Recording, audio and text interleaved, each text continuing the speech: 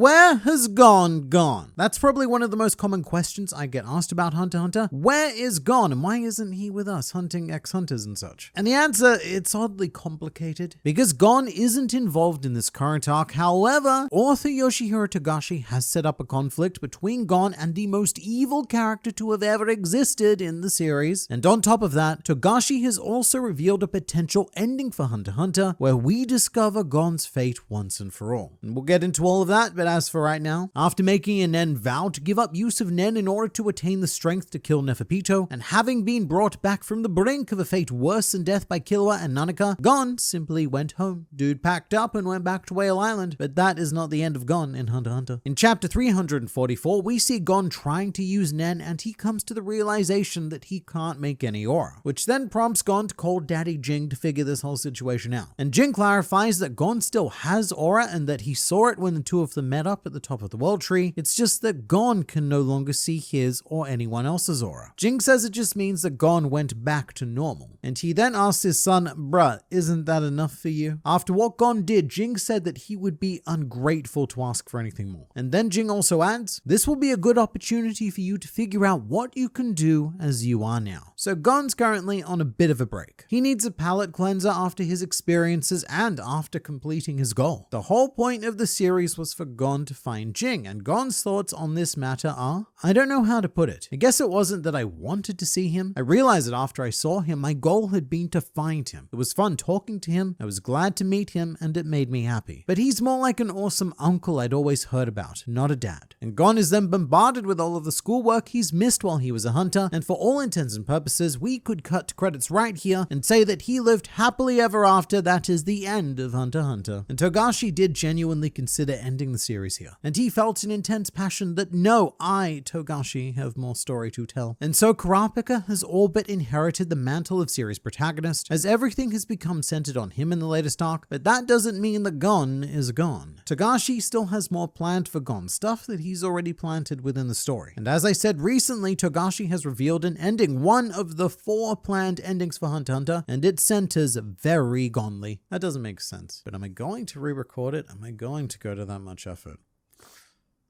No. It centers very Gonly. Unlike Jing for most of his career as a parent, who was much more focused on building elaborate Nen games, although, to be fair, programming Greed Island was an insane undertaking and would not have succeeded without the natural genius of Jing, as well as all of the other people that he forced to bring his insanity to life. But you don't need to be a top 5 hunter for this sort of work, so long as you have boot dev, a captivating, addictive way to learn back-end web development from start to finish in the Python and Go programming languages. The people at BootDev believe that the smartest way to learn how to code is to make sure that you are never bored. And as someone who gets bored very easily, I greatly appreciate this. Coding has always felt very impenetrably difficult to me. However, BootDev caters to my needs as an online self-paced experience that honestly feels more like an immersive RPG game. And the platform is designed to get you writing a ton of code in very natural and very satisfying ways, because getting your hands on the keyboard and shipping projects is the only way to really learn. You've just got to do it, then do more and do more of that, and then do more of all of what I just said, and continue until you are a highly skilled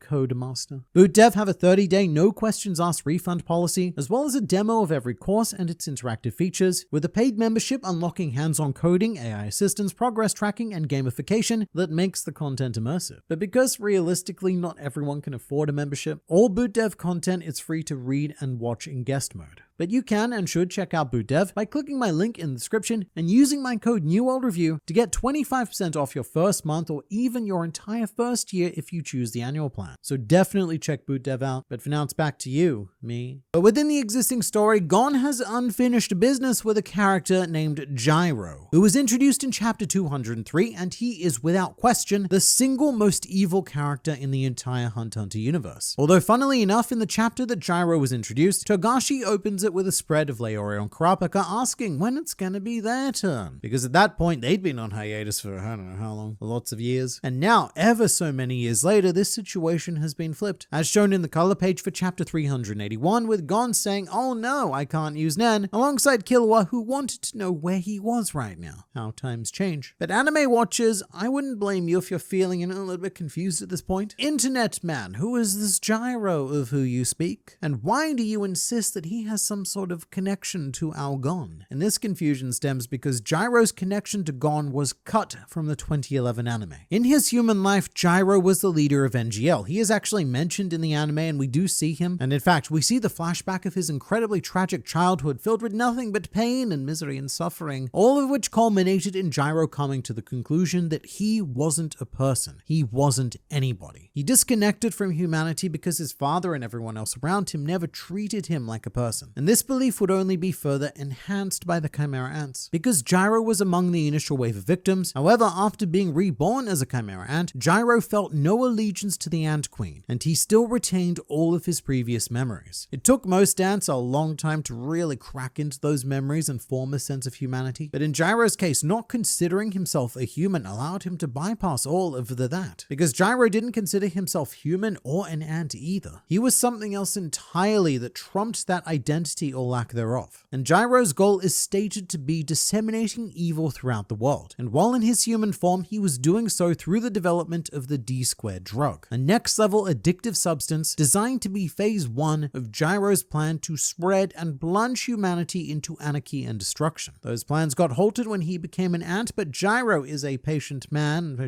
ant thing. Whatever he considers himself, he's very patient, and he's content with starting over from zero. But look, the reason why any of this is important in the slightest is because Gyro is directly linked to Gon's future. Because Togashi gave Gyro two chapters focused on him, and at that point he happened to be passing through Dole City, which is where Gon and Killua were training with Knuckle at the time. And in Gyro's final panel, the narrator states, Gyro left town and disappeared without encountering Gon. Whether this proved to be fortunate for either party will not be known until they ultimately meet. Meaning that Togashi was using this opportunity to set up a future plotline where Gon encounters Gyro. And before we go any further, there's always someone out there who needs to hear this. Gyro is not Meliron. A lot of people seem to think that he is because they kind of wear the same sort of clothing, but also not really. And whenever I bring up Gyro, I always get someone commenting, it looks like you've forgotten about Meliron. But Meliron even tells us his human name. He was a man named Jail, and he was adopted by the human who became Peggy, the penguin ant. While we're here, there's also a lot of confusion from anime watchers who do remember Gyro believing that Gyro was actually reborn as the Ant King Meruem. Because Gyro was the king of NGL, so yeah, it kind of makes sense. But it only makes sense again because the 2011 anime cut Gyro's present day appearance out entirely, which happened before Meruem was born, thus confirming that they are not the same existence. And as a result, the 2011 anime again cut Gyro's connection to Gon. So whilst Gon may have achieved his series goal to find Dad, his story is still incomplete. There is a very sinister destination still waiting for Gon further down the line. And while the Hunter Association, the Phantom Troop, a bunch of Zoldycks, and everyone else are focused on the Dark Continent, they are leaving the human realm completely vulnerable to this native calamity whose goal is to destroy everything.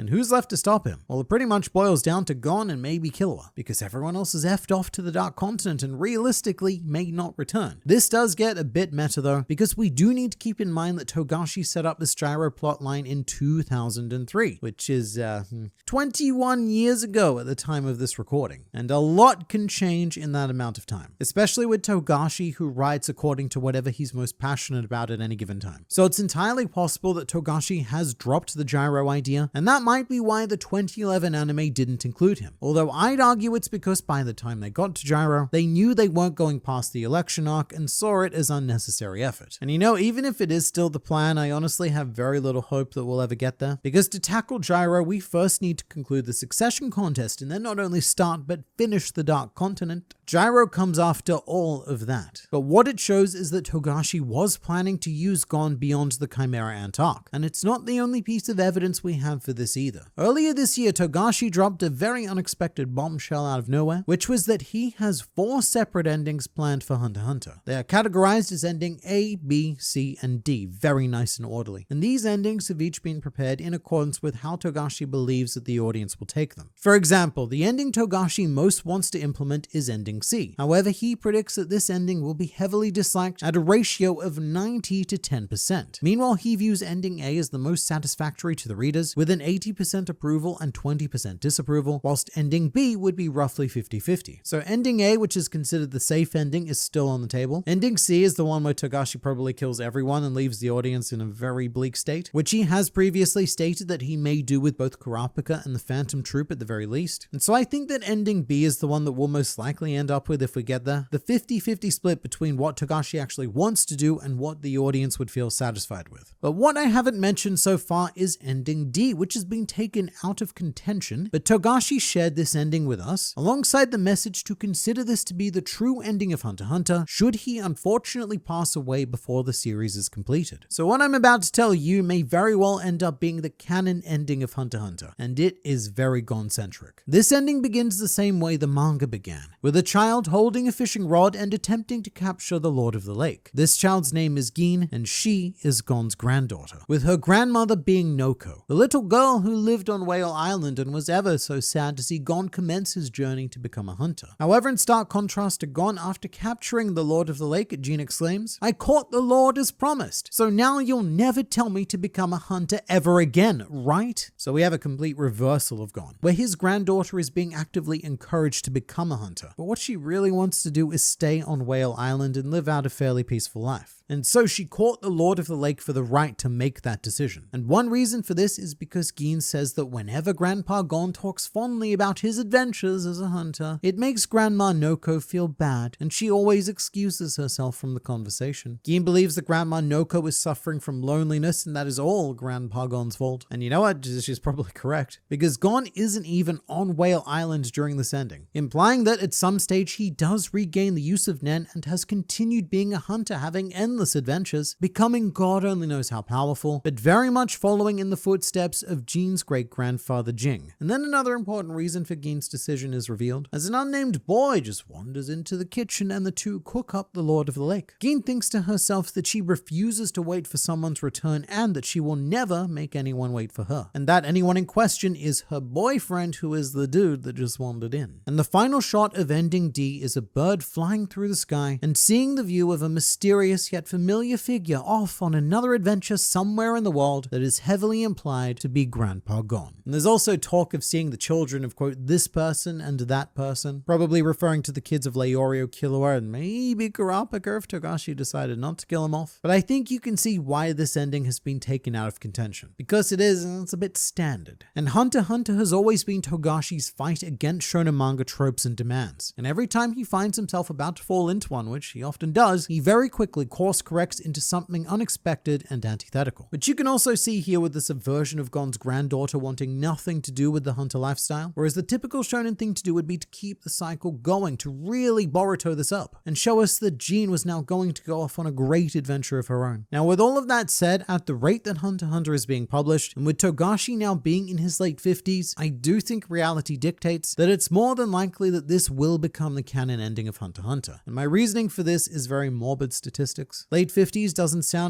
too old perhaps, especially for a Japanese person with an average lifespan of 83 and a bit years. But the lifespan of an average manga author in Japan is only 62.5 years. The manga industry is pretty brutal, and I can only hope that Togashi's health problems have weirdly insulated him from this by making him take forced breaks from manga. But that is the morbid reality of the situation. And that's not the most hopeful way to end a video like this, but consider that if Togashi does get everything he wants, then Hunter x Hunter probably won't be ending in a particularly hopeful way either. However, what we will always have from this point on is the image of Grandpa Gon living exactly the life he wanted and adventuring endlessly all around the world.